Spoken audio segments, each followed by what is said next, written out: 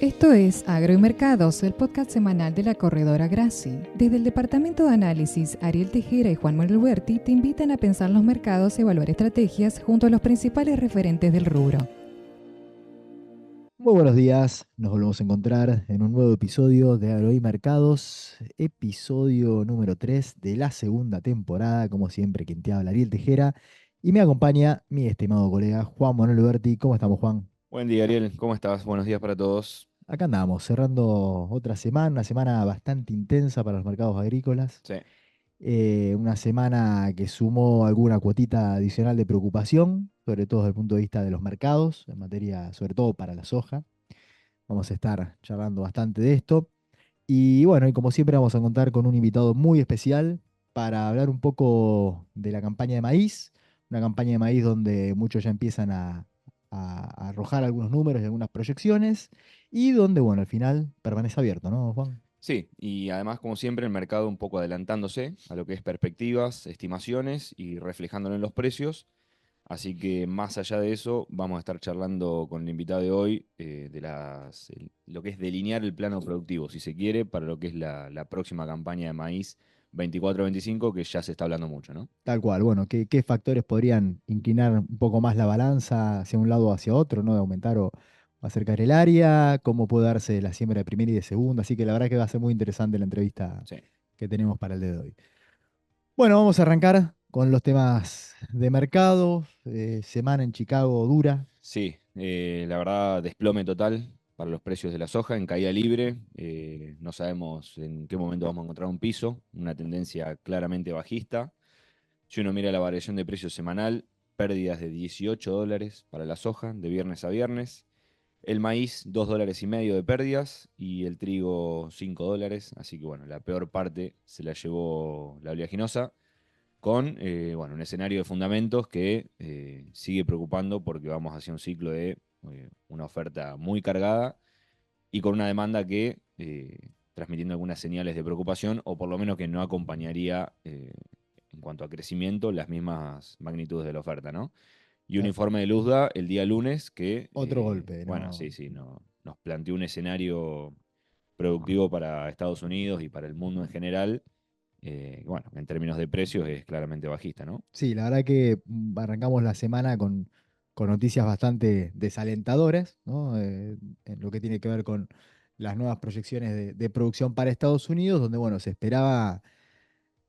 Obviamente, ¿no? Se sabía que estábamos transitando una muy buena campaña desde el punto de vista productivo, con un clima que acompañó de forma excepcional a lo largo de todo este año en Estados Unidos, pero bueno, en soja finalmente Luzda sorprendió con un aumento en los volúmenes de producción por mejores rindes sobre todo, y bueno, esto dando como resultado una campaña que se estaría ubicando en torno a un registro récord, ¿no? Sí, sí, como veníamos diciendo semana a semana, veníamos con esta situación de muy buenas condiciones de los cultivos en Estados Unidos, clima acompañando favorablemente, entonces ninguna amenaza en ese sentido. Y bueno, el USDA agosto sorpresivamente incrementó área final sembrada y también incrementó proyecciones de rinde. Así que sorpresivamente nos encontramos con una estimación de producción que se va a casi 125 millones de toneladas. Y sí, cuando uno mire el histórico, sería una campaña productiva récord para Estados Unidos, que además no nos trajo cambios en la demanda del USDA. Entonces, este incremento en la estimación de producción se traslada prácticamente en su totalidad a lo que es stock finales, así que vamos hacia un ciclo 24-25 de soja en Estados Unidos, en donde nos sobrarían cada vez más existencias, y bueno, eso dejando una relación stock-consumo por encima del 12%, si mal no recuerdo, así que bueno, para los precios algo claramente bajista, ¿no? Tal cual. Y bueno, y en materia de lo que fue, bueno, el maíz, poco cambio, por suerte, como venía la cosa, por suerte no hubo demasiadas modificaciones, pero todo reafirma, ¿no? Una campaña también muy cargada desde el punto de vista de la oferta. Sí, diríamos más neutral para maíz. Es lo que tiene que ver con la reacción más diaria de precios y el Sí, reajuste, ¿no? Pero se diaria reafirma. y si se quiere la variación semanal también. Fue $2,5 de pérdida, digamos, no fue tan grave Ujú. como lo de la soja. Y en cuanto a los números que ofreció el reporte ese día, sí, aumentó la producción un poquitito respecto al mes pasado. Estamos hablando de casi 385 millones de toneladas. A diferencia en soja, en maíz aumentaron la perspectiva de exportaciones, las proyecciones de demanda, digamos, para Estados Unidos, y esto permitió que prácticamente deje sin cambios lo que es proyección de stock finales para este ciclo. Es decir, vamos a tener un poquito más de oferta, pero también más demanda, entonces en ese sentido queda todo bastante neutralizado, ¿no? Que, como decíamos, a diferencia de la soja, todavía yo creo que hay un signo de interrogación bastante grande ahí con el tema demanda para soja, porque cuando uno mira la parte de exportaciones, yo creo que hay algunas preocupaciones, el mercado ya está también incorporando a los precios.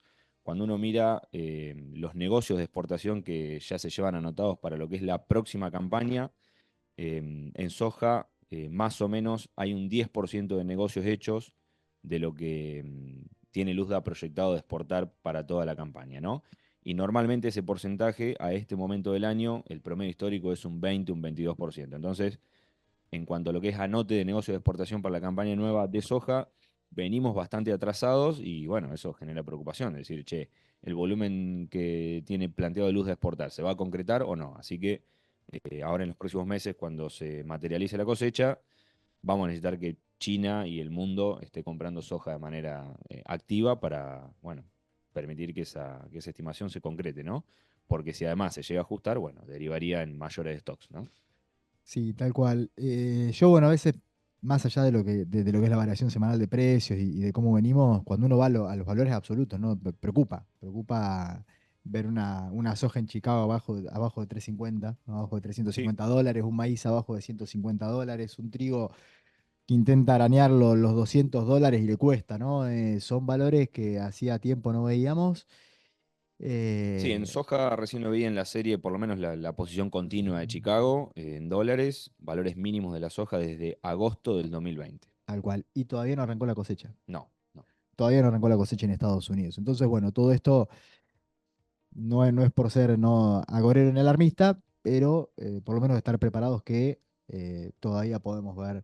El mercado es verdad, intenta anticiparse, pero bueno, no hay que dejar de pensar que podemos ver eh, algo más de debilidad aún cuando empecemos a ver que todo eso empieza a fluir. La realidad también es que Estados Unidos está bajo un fuerte influjo de, el segmento especulativo, apostando a nuevas bajas, a nuevas pérdidas, ¿no? Y hacer ganancias con nuevas caídas. Entonces todo eso también está condicionando bastante la evolución de los precios en el mercado mundial de referencia y en el resto del mundo, y también incluso en Estados Unidos, ¿no? Como decías vos, Juan, el productor, un poco reticente a vender. Sí, eh, y bueno, y también ahí, bueno, ¿qué sí, pasa sí, es que cuando... estamos con un nivel de precios tan bajo que cuando uno mira las ventas ya realizadas por el productor norteamericano, Ujú. también están atrasadas, ¿no? Respecto de los porcentajes históricos para este momento del año. Estamos más o menos con un 8-10% de la nueva campaña ya vendida, comprometida comercialmente, contra un 20-23% que suele ser a esta altura del año, así que reflejando un poco esto de precios que no convencen. Pero bueno, así como te decía, una negativa o un ojo puesto sobre cómo se comporte la demanda por el lado de las exportaciones. Una buena, que hay que decirla por suerte, demanda interna muy firme en Estados Unidos. Tuvimos esta semana el dato de NOPA, lo que es la molienda para el mes de julio, y fueron 4,9 millones de toneladas. Esto estuvo en línea a lo que esperaba el mercado, pero bueno, representó un incremento respecto al mes anterior y se mantiene en niveles superiores a lo que fue la campaña pasada y al promedio histórico, así que es importante que esto se mantenga en esta línea, demanda interna fuerte, porque las exportaciones con un signo de interrogación ahí. Tal cual. Y otro dato que también creo que es bastante relevante y bastante interesante destacar, lo veíamos de una forma muy rápida, ¿no? No es la cuenta exacta que uno tiene que hacer, pero cuando uno ve los precios en Chicago y los precios en Argentina de cara a la nueva cosecha, y también en esta campaña, ¿no?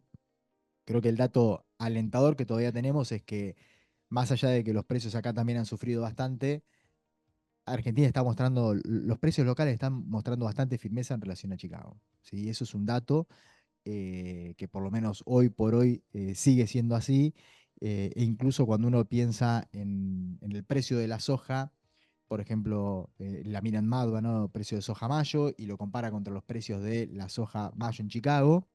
Obviamente que estamos hablando todo a dólar oficial. Uno ve cómo la soja local está cotizando el 75% del precio de la soja en Chicago, ¿no? Un valor que ni siquiera tiene en cuenta las retenciones, Sí, por sí, así sí. decirlo, ¿no? Entonces ahí vemos un poco cómo están bastante alterados los mercados, muy débil Chicago, y acá, más allá de que en valores absolutos nos hace ruido, digamos, y nos preocupan los precios, la realidad es que la soja local sigue logrando mantener cierta firmeza en relación al mercado internacional de referencia. Sí, un tema no menor. Bueno, y para completar, Ari, además de lo que es el panorama fundamental de granos, tuvimos algunos otros datos que vale la pena mencionar. En Estados Unidos tuvimos el dato de inflación para el mes de julio.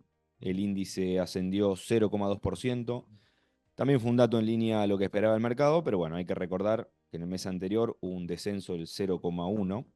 Y de todos modos, lo que es la medición interanual para el mes bajó de 3% en junio a 2,9% en julio. Entonces, esto de alguna manera refuerza las expectativas de que la Reserva Federal avance en este recorte de tasas que venimos esperando de alguna manera todos para lo que son las reuniones de septiembre y de noviembre. Según el mercado, hay fuertes posibilidades de bajas. Hay casi un 60% de posibilidad de que recorten 25 puntos básicos y casi un 40% de probabilidades de que recorten 50 puntos básicos. Pero bueno, sería prácticamente un hecho de que alguna medida van a recortar, ¿no? Una Y, bocanada de aire sí, fresco y podría se ser necesita esto para los mercados internacionales en sí, general, ¿no? sí, esto necesitamos que se materialice Ujú. para que empiecen a relajarse un poco las condiciones monetarias y encarar este círculo de debilitamiento del dólar y fortalecimiento de commodity en general. Ujú. Y esto incluye a los granos porque, bueno, la verdad que desde el plano fundamental estamos bastante complicados. Y mercados financieros que también sufrieron bastante recientemente, ¿no? Sí, bueno, siguiendo con datos de inflación, tuvimos el dato acá para Argentina, Ujú. 4%, sigue esta tendencia bajista. Y bueno, en declaraciones del ministro, bueno, esperan que el dato del próximo mes ya empiece con 3 y convalidan y reafirman esta idea de seguir con el crawling peg de 2% mensual, un dólar oficial que sigue depreciándose a cuentagotas, digamos, y bueno, dólares financieros esta semana en baja, brecha en torno al 37% y cediendo un poquito después de alcanzar niveles de 50% en semanas anteriores, ¿no? Bueno, Ariel, vamos a charlar con el invitado que tenemos para el episodio de hoy. Hoy vamos a conversar con Francisco Pérez Brea, ingeniero agrónomo y gerente de marketing en NK Semillas. Francisco, buen día, gracias por atendernos. Buen día, ¿cómo están? Un placer y muchas gracias por la invitación. Hola, ¿qué tal, Francisco? Muchas gracias por tu tiempo. Bueno, Juan, la verdad que muy oportuno el invitado con quien vamos a estar charlando en el día de hoy y sobre todo, ¿no? En la campaña que se viene, que tenemos por delante, ¿no? En maíz. En el día de ayer o esta semana vimos, bueno, algunas cifras bastante alarmantes que fue publicando sobre todo la Bolsa de Comercio de Rosario de cara al nuevo ciclo. Perspectivas, ¿no? De una caída de un 20% en la superficie más o menos de maíz para la nueva campaña a nivel nacional, cerca de un 30 en zona núcleo. Y bueno, la idea no es charlar con Francisco a ver si reafirman más o menos estos números o Sí, qué. sí, la verdad que las primeras estimaciones como que nos empiezan a transmitir un poco de preocupación, así que bueno, vamos a arrancar un poco con la pregunta del millón para la nueva campaña. ¿Qué va a pasar con el maíz, Francisco? ¿Cuánto se va a sembrar finalmente? ¿Qué están viendo? ¿Qué nos puedes comentar? Mira, lo que te podría decir es primero sí que hay mucha incertidumbre, eso es una realidad y que por ahí la campaña viene más atrasada que años anteriores, ¿no? Como que, no sé, campañas anteriores todos los productores ya tenían planificadas sus rotaciones desde el principio de año y este año, de hecho, la tienen menos planificada, no porque no sepan, pero porque quieren estar abiertos para ver cómo evoluciona hasta último momento. Y un ejemplo de esto es que la mayoría de los productores este año hicieron barbechos abiertos, ¿no? Que pudieran pasar tanto un cultivo de maíz como un cultivo de soja o incluso girasol, ¿no?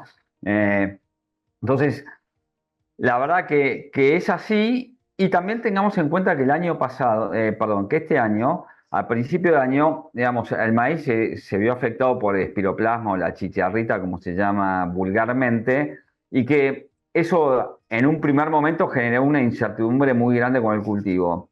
La verdad es que con el paso de los meses, esa incertidumbre se fue achicando. ¿Y por qué? Primero porque se conocieron los rendimientos que en zona núcleo no fueron malos, de hecho fueron buenos rendimientos hasta contra la historia, digamos, contra el promedio histórico. Y segundo, porque tanto nosotros como industria, incluso también los entes públicos, fuimos conociendo más de la enfermedad, ¿no? El piroplasma es una enfermedad que en el norte se da hace más de 15 años y todos los productores la conocen, pero había bajado hasta el centro de Santa Fe y norte de Córdoba, que eso sí era una novedad. Y además pegó más fuerte en esta zona que te digo, del centro de Santa Fe y norte de Córdoba, que lo que pegó históricamente en el norte, ¿no? Entonces, la verdad que eso generó mucha incertidumbre, pero como te comento, se fue bastante como, digamos, encontrándole respuestas en cuanto a manejo, con lo que es, digamos, quemar todos los barbechos, en cuanto a lo que es el germoplasma, que tiene mejor adaptación. Entonces, la verdad que eso nos sirvió a todos los semilleros para que podamos darle información, digamos, con datos duros al productor y que pueda tomar decisiones.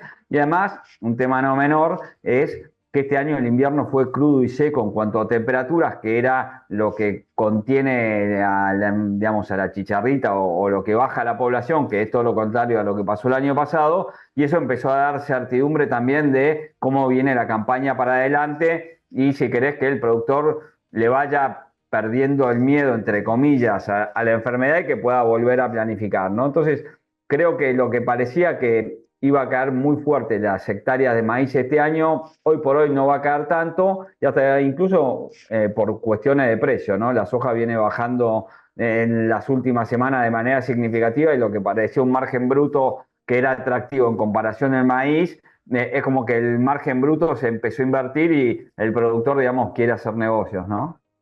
O sea que, Francisco, ¿te parece que podríamos decir que podríamos ser un poco más optimistas quizás? Digamos, estamos viendo una película, como decís vos, ¿no? Que tiene un final abierto y que se ve despejando el panorama hacia adelante, pero quizás podemos ser un poco más optimistas y pensar, bueno, que estos números que están planteando algunas instituciones puedan ser más bien un piso en términos de área y bueno, y podamos tener una mejor campaña incluso, ¿no?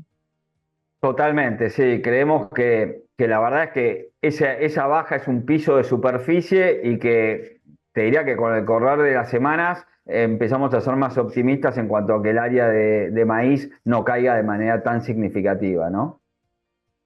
Bien, bien, genial. Bueno, entonces a ilusionarnos con que ese porcentaje de caída no sea tal y se apueste de vuelta por la producción de cereal, ¿no? Que comparto totalmente esto que mencionaba Francisco de una mejora en los precios relativos, ¿no? Del maíz frente a la soja Sí. en los últimos días, ¿no? Y, Y que por y ahí eso incentive de vuelta la posibilidad de sembrar, ¿no? O al momento de tomar la decisión. bien, ¿hay algún factor que te parezca, Francisco, que puede llegar a ser un poco más determinante en la toma de esta decisión? Nos estamos viendo el tema de los relevamientos que se hacen sobre la existencia, ¿no? de el volumen de los vectores que hay en los campos y demás, o una cuestión climática. ¿Dónde ves quizás que, o en tema precios, como decías, algún factor que digas, bueno, esta situación de acá adelante, si evoluciona de tal manera, puede hacer que se vuelva a inclinar con mayor contundencia el productor hacia el maíz?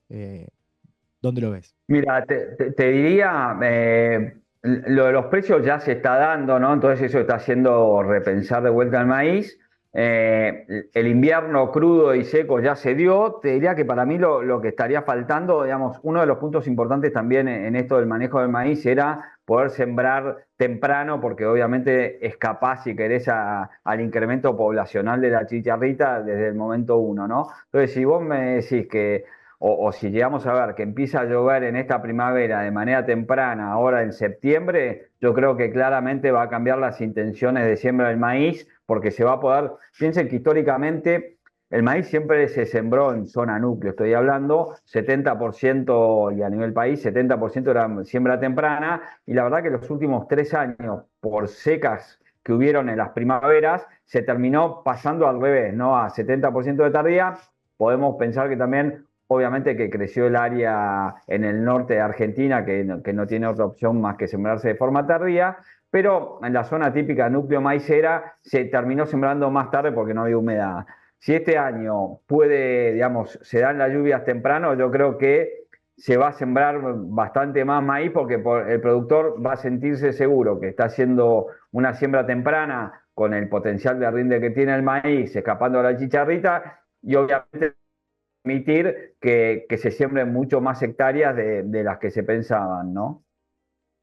Bien, sí, me parece que otra de las grandes incógnitas, ¿no? Para esta próxima campaña, la cuestión de cómo se distribuye el área, ¿no? Que como bien decíamos, veníamos de años de muchísimo maíz tardío de segunda.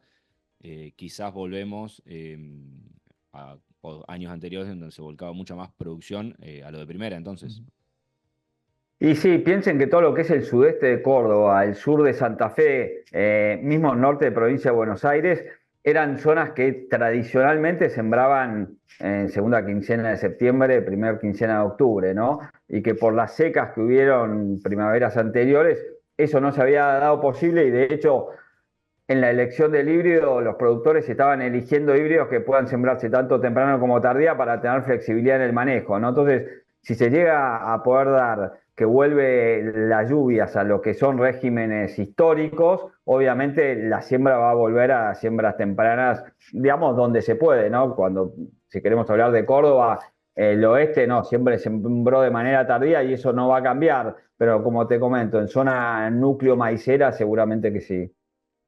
Sí, totalmente lógico conforme a esta situación que se está viviendo. Y bueno, eso nosotros siempre lo llevamos al plano de los precios para pensar un poco en las estructuras de precios de maíz abril y julio, ¿no? Que un poco ya el mercado veíamos que lo está reflejando por el diferencial que muestra ahora respecto de lo que fueron otros años, ¿no?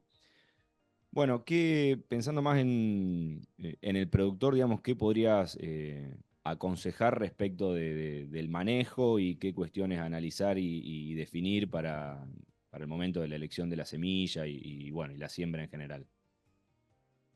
Bueno, un punto importante es que, y se está viendo, es que el productor está haciendo mucho foco este año en la parte productiva, ¿no? Por ahí años anteriores hacía, digamos, hacía siempre foco en la parte productiva porque es su base, pero también hacía foco en cuestiones económicas y financieras del negocio. Este año está haciendo mucho foco y en ese sentido es clave, digamos, mirar lote a lote cuál es el potencial de rendimiento que tiene ese lote, teniendo en cuenta que el pronóstico, si quieren, ya es más neutro, por ahí no tan niña, pero más neutro, entonces mirar bien, digamos, y de hecho en eso en NK tenemos una plataforma que si no tenés el rendimiento histórico de maíz en ese lote, te ayuda a estimar bien el rendimiento del maíz que podés lograr. Y eso viene atado con la fecha de siembra, la elección del híbrido, la densidad, porque es clave que para el nivel de rendimiento que, digamos, que uno esté planificando, de sembrar con la densidad acorde a ese nivel de rendimiento y con la fertilización acorde también para ese nivel de rendimiento, ¿no? Entonces, creo que eso es clave porque lo importante para el productor es tener los kilos, ¿no? Los kilos por hectárea, porque después, nada, hará su planificación comercial, pero tener los kilos es la base y eso surge de una buena planificación, de vuelta, sabiendo bien la fecha de siembra, el rendimiento esperado, poner la densidad para lograrlo y fertilización y fertilizar de manera acorde, ¿no? Bien, bueno, clave ahí ajustar la parte productiva y estratégica con el conocimiento histórico de cada uno de los campos, ¿no? Datos de población de Chicharrita, tenemos algo como para manejar en cuanto a los descensos que se vieron y a lo mejor si eso, no sé si todavía aún nos da margen para alterar los planes de siembra. Mira, todos los conteos, de hecho, se publicaron hace 15 días los conteos y la verdad es que están dando una población muy baja. En general, y acá hay que también ser realista. No, como esto se hizo por primera vez, la verdad que no hay contra qué comparar, ¿no? Porque muchas veces uno dice un valor y la verdad que uno dice es mucho o es poco, es difícil. Pero lo que estamos viendo es que las poblaciones de chicharrita hoy por hoy son bajas en líneas generales, ¿no? Entonces, obviamente que se puede ir siguiendo y estamos en la primera quincena de agosto, un conteo más como para ir viendo evolución y poder sacar, si quieren, como una estimación, pero en líneas generales lo que estamos viendo hoy es que la población es baja de inicio, ¿no? Bien, bárbaro. Bueno, Francisco, saliendo un poco de maíz y pasando a girasol, ¿qué perspectivas hay para esta nueva campaña? ¿Puede ser una gran alternativa para diversificar? ¿Podemos proyectar un área similar a la del año pasado o inclusive que aumente? Mira, digamos, creo que con todos los cultivos se está pasando de manera parecida, ¿no? Cuando había arrancado la campaña en girasol, soja tenía un precio interesante de commodity y el girasol por ahí no tenía un precio tan atractivo. Y hoy por hoy se invirtió, te diría que en los últimos 45 días se invirtió la relación del precio del girasol versus soja y eso está empezando a hacer que en zona típica girasolera, ¿no? En todo lo que es el sur de la provincia de Buenos Aires, el oeste, La Pampa, el girasol de vuelta pase a ser un cultivo interesante en la rotación, no solamente para que te permita aquellos campos que son mixtos poder hacer verdeos o pasturas, sino también desde el punto de vista agrícola en cuanto al margen bruto, ¿no? Entonces, la verdad es que el girasol volvió a ser, y de hecho muchos productores pasaron de pensar que no iban a sembrar girasol o sembrar menos que el año pasado, a decir, la verdad que es un cultivo que me suma y lo quiero tener. Así que la verdad que está pasando exactamente lo mismo.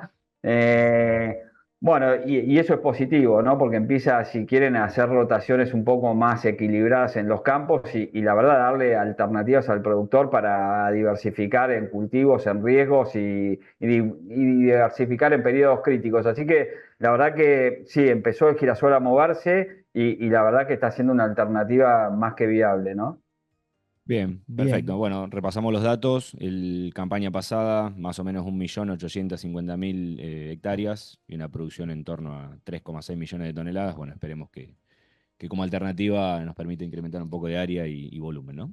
Un año para Sí, hacer. ahí lo que queda, perdón, lo que queda que está haciendo, si quieren, como un punto crítico es en el NEA, que se siembra siempre mucho girasol. Estamos esperando, si bien llovió la semana pasada, estamos esperando un poco más de lluvia para que pueda sembrar todas las hectáreas que siempre los productores del norte quieren sembrar y que están sujetos a la humedad del suelo como para poderlo hacer, ¿no? Así que eso va a ser clave. De vueltas, llovió la semana pasada, pero haría falta un poco más de lluvia para que se complete toda la superficie que está planificada, ¿no?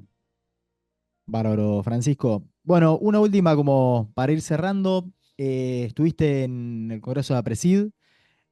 ¿Nos contás un poco qué te llevas en términos destacados? También son buenos momentos para intentar tomar un poco el pulso Y muchos paneles. y sí, el sentimiento también de cómo el ánimo, ¿no? que tiene el sector. ¿Qué nos podés comentar?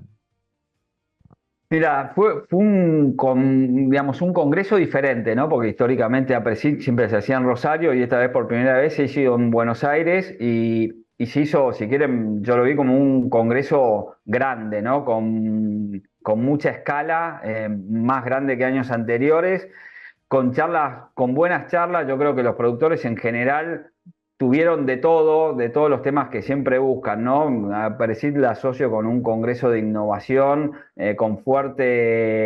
digamos, con fuerte impronta productiva y de sustentabilidad, ¿no?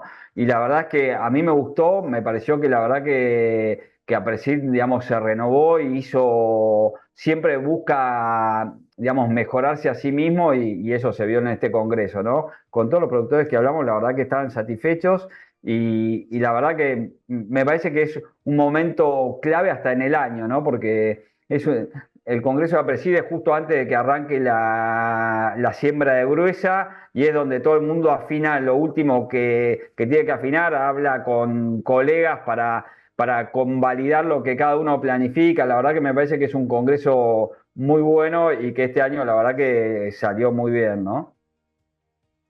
Bien, perfecto. Bueno, Francisco, te agradecemos muchísimo tu participación y todos los datos y visión que nos compartís. Así que bueno, un placer tenerte en este espacio.